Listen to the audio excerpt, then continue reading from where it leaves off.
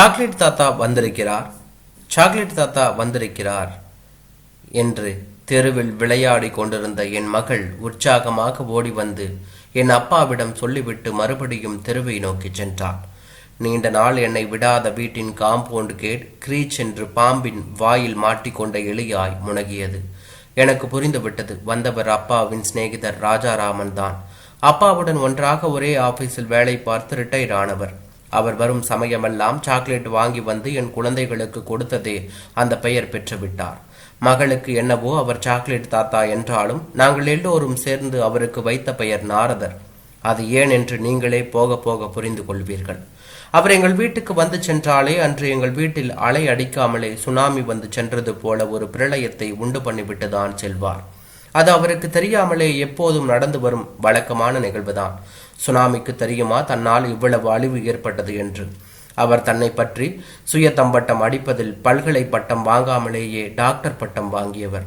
ஒவ்வொரு முறையும் அவர் வரும் சமயம் தம்பட்டம் அடிப்பதும், அதனால் எங்கள் வீட்டில் அப்பாவின் கோபம் எங்கள் மேல் விஸ்வரூபமாகி அப்பாவுக்கும் எங்களுக்கும் வாய்ச்சண்டையாய் ஆரம்பித்து அந்த சண்டை அவர் வரும் சமயமெல்லாம் வாய்தா வாங்கி கொண்டிருப்பதும் அவருக்கு தெரிந்திருக்க வாய்ப்பில்லைதான்.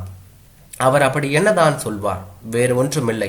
அவருக்கு 2 பிள்ளைகள். பையன் நன்றாக படித்து தற்சமயம் அமெரிக்காவில் செட்டில் ஆகி அங்கேயே தங்கிவிட, பெண்ணோ ஒரு MNC கம்பெனியில் வேலை செய்து சென்ற வருடம் தான் ஒரு சாப்ட்வேர் என்ஜினியரை திருமணம் செய்து அவளும் ஆஸ்திரேலியாவுக்கு சென்றுவிட, அவர்கள் அங்கும் நிம்மதியாய் இருக்கிறார்களோ இல்லையோ, எங்கள் நிம்மதியை நிர்மூலமாக்குகிறார்கள் அவரின் தந்தையின் மூலம்.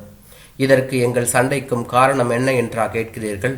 அவர் சொல்வதை கேட்டால் உங்களுக்கு நான் சொல்வதன் உண்மை தெரிய வரும் என்றுதான் சொன்னான். ஆம், தன் பையனும் பொண்ணும் நன்றாக வசதியாக வாழ்வில் உயர்ந்து இருப்பதாக அவருக்கு ஒரு பெருமிதம். அதனால் அடுத்தவரை கண்டாலே உபதேசம், ஆலோசனை, கதாகலோட்சவம் செய்ய ஆரம்பித்து விடுவார். அது மட்டுமல்ல, தங்கள் பிள்ளைகள் தான் அதிபுத்திசாலிகள் என்றும் வெளிநாட்டில் அவர்கள் இருப்பதாலோ என்னவோ எங்களை கண்டாலே ஏதோ புழு பூச்சிகளை பார்ப்பதைப் போல ஒரு பார்வை வீசுவார் பாருங்கள். அப்படி ஒரு அலட்சிய பார்வை. அவர் ஒவ்வொரு தடவை வீட்டுக்கு வரும் சமயம் தன் பிள்ளைகளின் பிரதாபத்தை சொல்லிவிட்டு போக அப்பாவுக்கோ எரிகின்ற கொள்ளியில் எண்ணெய் பார்த்தது போல ஆகிவிடும். அவர் இருக்கும் வரை அமைதியாக இருப்பவர் அவர் வீட்டை தாண்டி திருமுனை கூட தாண்டி இருக்க மாட்டார், ஆரம்பித்து விடுவார். அவர் விட்டு சென்ற கச்சேரியை தன் பங்கிற்கு. அதுவரை அமைதியாக இருந்த அப்பாவா யாருமே நம்ப மாட்டார்கள். ஏண்டி பிள்ளைங்களா பெத்திருக்க? அவனை பாரு, என்ன பெருமையா சொல்லிக்கிட்டு போறான். நீயும் பெத்திருக்கிய, நானும் படின்னு சொன்னேன், கேட்டாங்களா உன் பசங்க? அவங்க என்ன எனக்கு மட்டும்தான் பசங்களா? ஏதோ உங்களுக்கு சம்பந்தமே இல்லாத மாதிரி பேசுறீங்க. அம்மாவும் தன் பங்கிற்கு பதில் பேச, இந்த கிண்டல் பேச்சுக்கு ஒன்றும் குறைச்சல் இல்லை. உன் குடும்பத்தில் யாராவது படிச்சிருந்தா தானே உனக்கு அதன் அருமை தெரியும். ஏதோ சொல்லுவாங்களாம், டாங்கிக்கு தெரியுமா தர்பூஸ் வாசனை. இப்படிதான் தன் வாயில் எது வருகிறதோ அதை சொல்வார். என்னை பற்றி எதுவானாலும் பேசுங்க, என் குடும்பத்தை பற்றி பேச உங்களுக்கு எந்த ரைட்ஸும் இல்லை. உங்கள் குடும்பத்தை பற்றி எனக்கு தெரியாததா? உங்கள் தம்பி இருக்காரு, எப்படி பரீட்சையில் பாஸ் பண்ணினார்னு எனக்கு மறந்து போச்சா என்ன? சொல்லவா என்பார். இப்படி ஆரம்பிக்கும் சண்டை திசை மாறி பேச வேண்டிய விஷயத்தை மறந்து குடும்ப பிரச்சனையாக மாறிவிடும் என்று தான் சொல்ல வேண்டும். இது நாளொரு மேனியும் தினம் ஒரு டிசைனாக மாறி இருக்குமே தவிர அதே பேச்சு அதே பதில் மாற்றம் ஒன்றும் இருக்காது. இன்றைக்கு எதற்கு வந்திருக்கிறாரோ எங்களுக்கு கிளி உண்டாகிவிட்டது என்றுதான் சொல்ல வேண்டும். அன்று விடுமுறை தினம். அப்பா ஹாலில் அமர்ந்து தினசரியை படித்து கொண்டு இருந்தார். அதை தவிர அவருக்கு வேறு என்ன வேலை? அம்மா சமையல் அறையில் இருக்க, என் மனைவியோ அம்மாவுக்கு துணையாக காய்கறிகளை நறுக்கி கொண்டிருந்தாள். அம்மாவுக்கு என் மனைவியின் சமையல் பிடிக்காது என்பது விஷயம். தங்கையோ அறையில் அமர்ந்து வரும் தேர்வுக்கு விழுந்து விழுந்து படித்திருக்க, ஆம், தூங்கி தூங்கி தேவடியில் மோதி மோதி படித்து கொண்டிருக்கிறார். என் சீமந்த புத்திரன் வீட்டின் உள்ளேயே கிரிக்கெட் விளையாடு கொண்டு அனைவரின் தலையை பதம் பார்த்து கொண்டிருந்தான். நான் எப்பொழுதும் போல இன்டர்நெட்டில் நுனிப்புள் மேய்ந்து கொண்டு இருந்தேன். என் தம்பிக்கு வழக்கம் போல இன்னும் விடியவே இல்லை. அவனாவது படிப்பான் என்று பார்த்தால் ஒரு மெக்கானிக் டிப்ளமோ வாங்கிவிட்டு இரவு பூராவும் ஒர்க் ஷாப்பில் வேலை செய்து களைத்து போய் தூங்கி கொண்டிருக்கிறான். வாப்பா ராஜா. வந்தவர் அப்பாவின் அருகில் சோஃபாவில் வந்து அமர்ந்தார். கையில் ஒரு பெரிய பை இருந்தது. எப்போதும் ஒரு சின்ன கைப்பை இருக்கும். இன்று ஏனோ பெரிய பை. ஏதோ பெரிய வில்லங்கம்தான் என நினைத்து கொண்டேன். அப்பாடா, என்ன வெயில், தாங்கவே முடியல. வருஷத்துக்கு வருஷம் வெயில் அதிகமாகி போறதை ஒழிய குறையிற பாட்டை காணும். என்னப்பா பார்த்து ரொம்ப நாள் ஆச்சு, எப்படி இருக்க? நான் நல்லா இருக்கேன். பையன், மருமக, பேரன் அமெரிக்காவிலிருந்து வந்திருந்தாங்க. அவனுக்கு கிடைச்சதே 2 வாரம்தான் லீவ். அதான் பேரப்புள்ள கூடவே இருந்துட்டேன் என்றார். பையன் அமெரிக்காவிலிருந்து கொண்டு வந்த சாக்லேட் பாக்ஸ் ஒன்றையும் மேலும் ஒரு எலக்ட்ரானிக் பொம்மையையும் அப்பாவிடம் கொடுத்தார். அவர் சொன்னதை கேட்டதும் எனக்கு தெரிந்துவிட்டது, இன்றைய பிரச்சனையை நாரதர் தொடக்கத்திலேயே ஆரம்பித்து விட்டார் என்று. எதுக்குப்பா இதெல்லாம் இவ்வளவு விலை கொடுத்து என்று அப்பா கேட்டார். பரவாயில்லை, உனக்கா வாங்கிட்டு வந்த, உன் பேர குழந்தைக்கு பிடிக்குமேனு தான் என்றார் அவர். அதை வாங்கிய மகள் உடனேயே பிரிக்க தொடங்கினாள் என்று தான் கூற வேண்டும். அப்புறம் பையன், மருமக, பேரன் எப்படி இருக்காங்க என்று அப்பா கேட்டார். பையன் நல்லா தான் இருக்கான். அட்லாண்டாவில் வேலை செஞ்சான். இப்போ கலிஃபோர்னியாவில் சொந்தமாக வீடு வாங்கி அங்கேயே செட்டில் ஆக போகிறானா. அப்புறம் மருமகளும் வேலைக்கு போக ஆரம்பிச்சிட்டாளாம் என்று ஆரம்பித்தார். அப்போ பேரனை யாரை பார்த்துப்பாங்க என்று அப்பா கேட்க, பேரனை பேபி சிட்டர்னு, அதான் நம்ம ஊர் வேலைக்காரி மாதிரி அங்கே இருக்காங்களாம், அவகிட்ட கொடுத்து பார்த்துக்க சொல்கிறாங்களாம் என்றார். எதுக்குப்பா, பையனுக்கு அம்மா மேலே ஏக்கமாக இருக்காதா என்றார். நம்ம ஊர் மாதிரி இல்லை அமெரிக்கா. சின்ன வயசுலேருந்தே பசங்களுக்கு தனி படுக்க, தனி ரூம், சுயமாக குளிக்க கற்றுக் கொடுக்க ஆரம்பிச்சிடுறாங்க. அதுவும் இல்லாமல் இப்போ வாங்கி இருக்கிற வீட்டை லோன் போட்டு வாங்கி இருக்கானா. 2 பேரும் வேலைக்கு போனாதான் வாங்கின கடனை அடைக்க முடியுமா என்று அவர் பேச ஆரம்பித்தார். அங்கே போயும் பண கஷ்டம்தானா? இதுக்காகவா அமெரிக்காவில் இருக்க எல்லோரும் ஆசைப்படுறார்கள்? கேட்க நினைத்து மனதிற்குள் நானே சொல்லி கொண்டேன். அப்புறம் பொண்ணு எப்படி இருக்கா என்று கேட்க, அவளும் நல்லா தான் இருக்கா. பேத்திக்கு லீவ் விட்டுட வர்றேன்னு சொன்னான். ஆனால் மாப்பிள்ளை பிரான்ஸ் போய் இருக்காராம். அவருக்கு உலகம் சுத்துறதுக்கே நேரம் சரியாக இருக்கான். தன் மகன், மகளை பற்றி பெருமை பொங்க அவரும் சொன்னார். அப்புறம் என்னை பற்றியே கேட்குறியே, உன் சின்ன பையன் வேலை தேடுறான்னு சொன்னையே, என்னாச்சு என்று கேட்டார். அதற்குள் அம்மா காஃபியை எடுத்து கொண்டு வர, வாங்கண்ணா எப்படி இருக்கீங்க, அண்ணி எப்படி இருக்காங்க என்று பேச்சு கொடுத்தாள். அக்கறையோடு கேட்டாள் அம்மா. எல்லாம் நல்லா இருக்காங்கம்மா என்று அவர் அதற்கு பதிலும் கூறினார். அவனும் தேடிட்டு தான் இருக்கான். எங்கே கிடைக்குது? ஏதோ தெரிஞ்ச மெக்கானிக் ஷாப்பில் இப்போ வேலை செஞ்சுக்கிட்டு வரான். சரவணா, பேங்க் வேலையெல்லாம் எப்படி போயிட்டு இருக்கு என்று கேட்டார். என்னை பற்றி அவர் கேட்டார். நான் போயிட்டு இருக்கு அங்கிள், நல்லா போயிட்டு இருக்கு.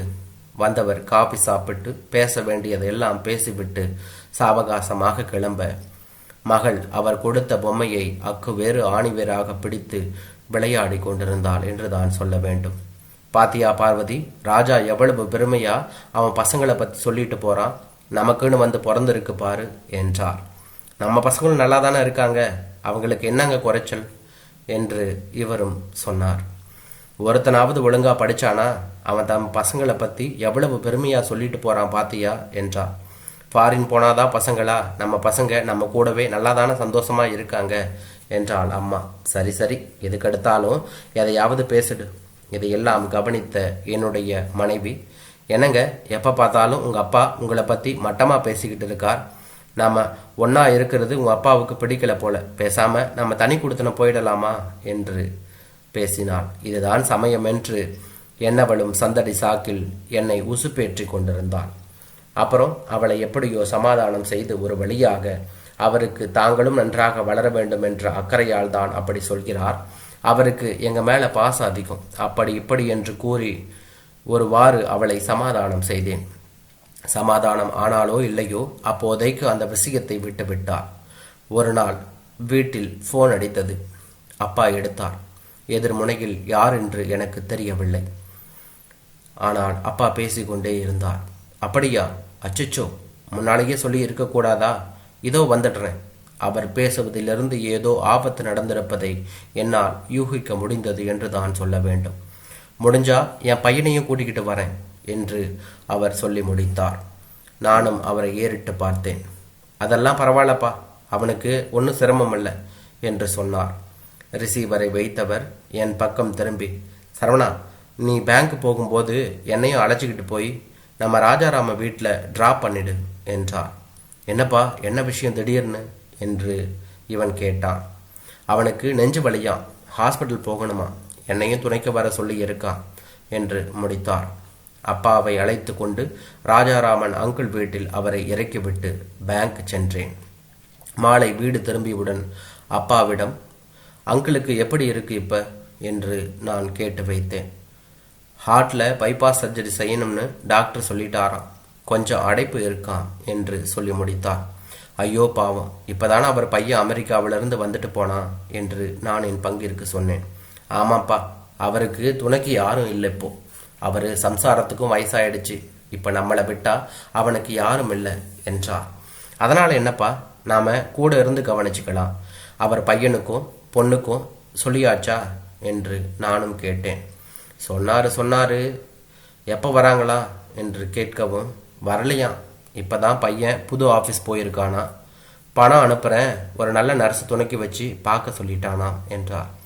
மருமகள் அனுப்பி வைக்கலாம் இல்லையா என்று கேட்க, இப்போ தான் புதுசாக வேலைக்கு சேர்ந்து இருக்காளாம், வர்றது கஷ்டம்னு சொல்லிட்டானாம் என்று இவர் சொன்னார். ஐயோ பாவம், பொண்ணு என்ன சொன்னாலாம் என்று கேட்க, அவ பொண்ணு கேட்ட உடனே அலறாளாம். அவள் வீட்டுக்காரன் ஆஃபீஸ் டியூட்டின்னு சொல்லி அடிக்கடி வெளியூர் போயிடுறானா, நீங்களே பார்த்துக்கோங்கப்பா அப்படின்னு சொல்லிட்டாளாம். எல்லா சொந்தமும் பந்தமும் பணமும் இருந்தும் ஒருத்தரும் பார்க்க வரலையேன்னு அலறாம்ப்பா. நான் தான் ஆறுதல் சொல்லி வந்தேன். எப்போ ஆப்ரேஷன், டேட் ஃபிக்ஸ் பண்ணியாச்சா? வர்ற 10ஆம் தேதி என்று சொன்னார். ஆப்ரேஷன் நல்லபடியாக முடிந்து அன்றுதான் டிஸ்சார்ஜ். நானும் அப்பாவும் ஹாஸ்பிட்டல் சென்றிருந்தோம். வெள்ளை நிற தேவதைகள் அங்கும் இங்கும் உலா வந்த வண்ணம் இருந்தார்கள். ராஜாராமன் பெட்டில் இருக்க கடைசியாக சீப் டாக்டர் அவரை பரிசோதனை செய்து, ஆப்ரேஷன் நல்லபடியாக முடிஞ்சு எல்லாம் நார்மலாக இருக்குது, இன்னைக்கு டிஸ்சார்ஜ் ஆகிடுங்க, வீட்டில் கம்ப்ளீட் ரெஸ்ட் இருங்க, ரொம்ப டென்ஷன் ஆகாமல் இருங்க என்று சொன்னார். ரொம்ப நன்றி டாக்டர். நன்றியெல்லாம் எனக்கு எதுக்கு, ஆண்டவனுக்கு நன்றி சொல்லுங்க என்றவர் என் பக்கம் திரும்பி, இது உங்கள் பையனா?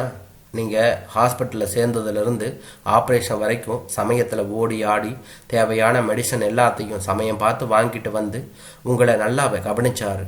நீங்கள் இவரை பையனாக பெற்றதுக்கு கொடுத்து வச்சிருக்கணும். என்னை பார்த்து அவர் சொல்ல, சார் நான் வாய் திறக்க அதற்குள் அங்கிள் என் கையை பிடித்து, இது என் ஃப்ரெண்டோட சன், பேரு சரவணன் டாக்டர், ஒரு பேங்க்ல கிளர்க்காக வேலை செய்கிறார், என்னை அறிமுகப்படுத்தினார். ஓ அப்படியா, இந்த காலத்தில் கூட பிறந்த பசங்களே கவனிக்காத போது இவர் உங்களை நல்லபடியாக கவனிச்சது ஆச்சரியமாக இருக்கு. டாக்டர் என் தோளை தட்டிவிட்டு நகர என் கையை பிடித்த அங்கிள், ரொம்ப தேங்க்ஸ்பா என்ற போது அவர் கண்களில் கண்ணீர் துளி எட்டி பார்த்ததை நான் கவனிக்க தவறவில்லை. அப்பாவும் என்னை பெருமிதமாக பார்த்தார். மற்றொரு நாள், சாக்லேட் தாத்தா வந்திருக்கிறார் என்று என் மகள் உற்சாகமாக ஓடி வந்து என் அப்பாவிடம் சொல்ல, இப்போதெல்லாம் அங்கிள் வீட்டுக்கு வந்தால் தன் குடும்பத்தை பற்றி பெருமை பேசுவதில்லை, அப்பாவும் முன்பு போல சண்டையிடுவதும் இல்லை என்றான்.